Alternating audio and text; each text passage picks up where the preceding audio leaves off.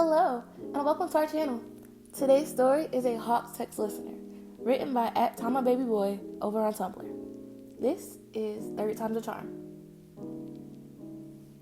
Ever since you were a kid, you daydreamed about your soulmate constantly, hearing the stories from your parents and all the other adults in your life about how they met and fell in love with theirs. You found yourself lost in the possibilities, especially as you got older, a hopeless romantic by the very definition. You heard stories of childhood friends turned soulmates, or teenagers who were already deeply in love before finding out they were destined to be at the age of 16. The classic enemies to lovers type story, finding out the person they constantly fight with was their soulmate after recognizing their own handwriting on their skin. You often wonder what your love story would be, and somehow you've never considered anything like this. Keigo didn't really have time to think about soulmates growing up. He was too busy training to become a hero. That was always his goal. But it would be a lie to say that he absolutely never did. In fact, his future soulmate always held a place in the back of his mind. He didn't see as many soulmates paired together or hear as many soulmate stories, but he still had great hope for one day he could contact his own soulmate. He was happy to have something to look forward to, something to occupy his mind that wasn't just hero work. Don't get him wrong, he was excited to become a hero and save lives and catch villains, but he didn't want his career to consume his entire life as it had so far. Even as a teenager, he strived for a world where heroes had a lot of time off. So one can imagine the disappointment when both of you ended up turning 16 and finally writing to each other, only to find out that you couldn't even communicate. The languages you spoke didn't even use the same alphabet. And even worse, you both tried drawing pictures, and it backfired terribly, because neither of you could draw. It was embarrassing, really. You were able to make out a pair of wings and a chicken leg? What an odd combination. You were suddenly motivated to learn Japanese. However, with your tight schedule in your first year of hero school, you couldn't quite find the time. Keigo wanted to learn your language as well, but with all of his training, he wasn't able to do so either. By the time you graduated, you two had been aimlessly scribbling to each other for almost 2 years. Sometimes, one of you would make a bad abstract drawing and the other would color it in. Sometimes your bad art was a collaborative piece by the two of you. And sometimes you both actually tried drawing things and failed miserably. At least you and your soulmate shared bad art solidarity. Now, Japan has one of the best, if not the best, pro-hero industry in the world. And that has a lot of crime to be taken care of. Completely unrelated to your soulmate situation, of course, you decided you would broaden your horizons and see what the hero scene there was like to be a part of. You had to learn basic Japanese in a hurry, meaning you didn't bother with learning how to read and write, figuring you'd do so later, and learned what you needed to get by in Romanji. This was great for learning quickly and being able to communicate with the people you'd be working with and around. This was, however, not great for communicating with your soulmate. Unfortunately, even after half a year in Japan, you still hadn't found the time to learn how to write Japanese.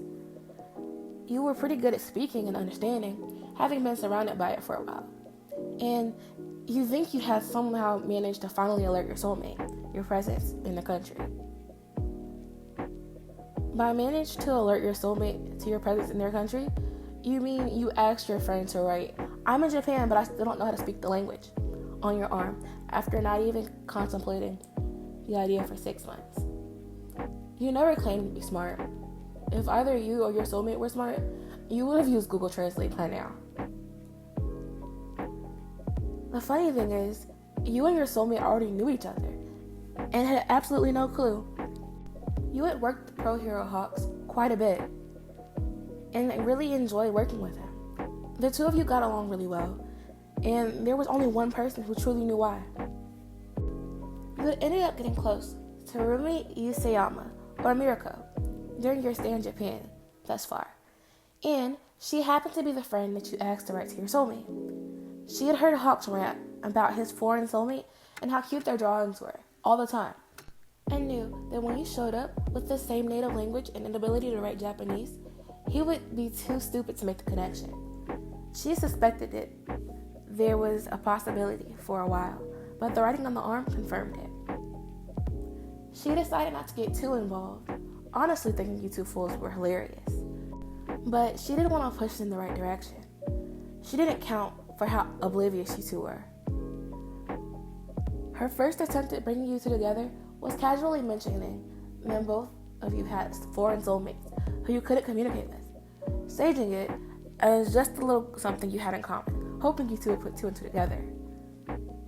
You didn't put two and two together. You even had a super long conversation about the struggles that came along with not being able to talk to your soulmate. You even established that your respective soulmates were from each other's home countries. And you talked about the one time you wrote to them. You even mentioned that the one time was yesterday. And still, neither of you realized it. One of the topics that came up in your conversation, which room you third with, was both of your terrible art skills. And this sparked her next brilliant idea. Pictionary! You both talked about your soulmate's terrible art skills so many times that you had to recognize that it was each other's terrible art skills. She brought it up when the three of you were dining out, thinking it would be a fun little game to see who could guess what someone was drawing first while you were waiting for food. Well, she thought it would be fun for you two to discover you were soulmates while waiting for food. As soon as the idea was proposed, there were numerous complaints about poor art skills. And seeing as this was a topic of discussion yesterday, Rumi figured that this was going to be better than she thought it would. She figured that this would help you two absolute clowns realize the obvious. She figured wrong. Of course, neither of you got it from that. Maybe you'll recognize each other's bad art. Is that thinking too wishful? Yes it is. You even commented on how similar his drawings were to your soulmates. You commented on it. And still, neither of you understood. It flew right over your oblivious, idiotic heads. Maybe he'll realize when it's your turn? No. Of course he didn't. What were you expecting? Rumi's plan failed once again. And though it had only been a few days, she was at the end of the line. Why concoct genius plans if neither of you had the IQ to understand? She wasn't going to do something like lock you in a closet or handcuff you together until you noticed either. She knew you'd never figure it out. So, she decided what the best course of action was to make it extremely clear. With absolutely no doubt, and no way either you or Hawks could misunderstand the situation. And this was to be carried out with a trusty black Sharpie, because she'll be damned if anything could possibly go so wrong that it gets wiped off before she can make her point. It happened exactly 3 days after she found out that you and Keigo were soulmates. Which is ridiculous to think about, because the first people to know you were soulmates should have been you. But alas. Rumi grabbed both of you and brought you to the same place, announced that she was to perform a magic trick, and pulled out her Sharpie and drew a scribble on your hand. She then held it up, making sure to completely show off exactly what it looked like to both you and Keiko. And for my next trick, I will prove that your dumbasses are soulmates. You and Keiko's eyes went so wide as Rumi held up his hand with the same scribble as yours. There was no way that you didn't notice this. Absolutely no way. None. Especially when both of you had this look of realization on your face. Like your eyes were finally open to something that they never were before. Because they were. Wait, that makes so much sense now. Soulmates who clown together, stay together. And that is the end of the story, which makes this the end of the video. Hopefully you all enjoy it, and be sure to click the links down below to check out the author and the rest of their works. Thank you!